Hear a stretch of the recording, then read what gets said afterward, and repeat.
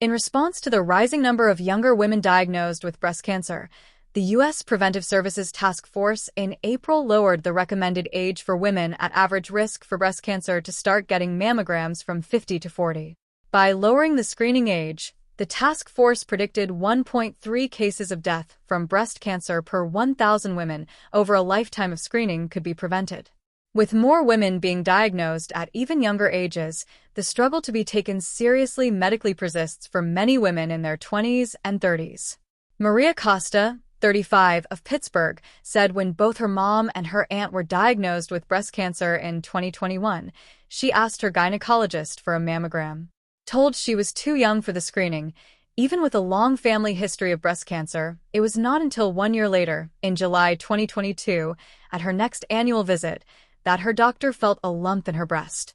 Even then, my doctor told me I was too young, Costa recalled, remembering that her doctor told her the lump was probably not breast cancer. But she said, "You know what? We'll still send you for a diagnostic mammogram," and even when I went for my diagnostic mammogram, I was told there as well I was too young, and it's probably not cancer, but we're going to biopsy it anyways. Shortly after the mammogram, Costa said she was diagnosed with stage 3 invasive lobular carcinoma. She was 33 years old at the time. I had to fight for doctors to listen to me, and if I was diagnosed in 2021, my journey could have been different, Costa said. I've had an extreme difficult journey since I was diagnosed. Costa's journey has included a double mastectomy, 16 rounds of chemotherapy, 25 rounds of radiation, being put into medically induced menopause, undergoing egg freezing, and having multiple surgeries after developing infections from reconstruction surgery.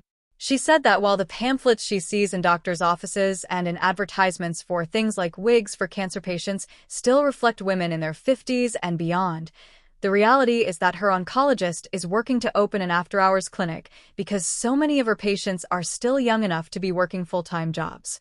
Costa noted that her own diagnosis at age 33 has disrupted not only her career and her financial stability, but also her dream of getting married and starting a family.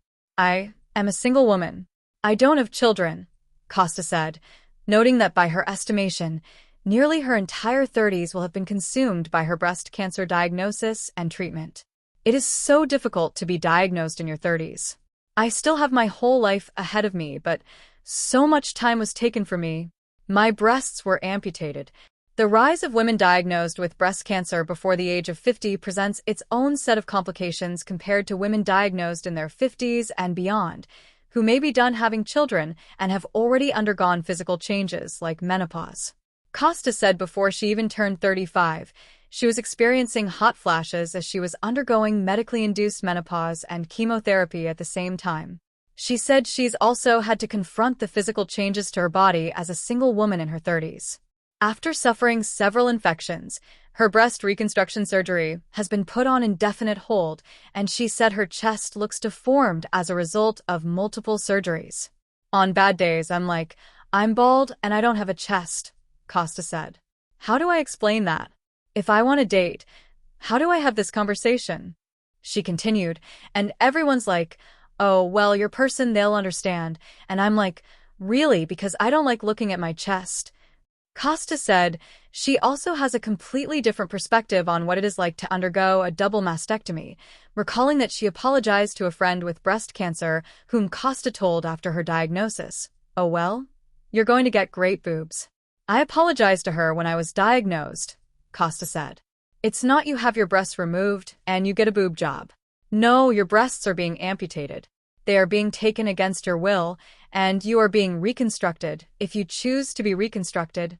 It's a point echoed by Mariana Robbins, a 41-year-old mom in Charleston, South Carolina, who underwent a double mastectomy last year after being diagnosed with stage 1 invasive breast cancer following her first ever mammogram.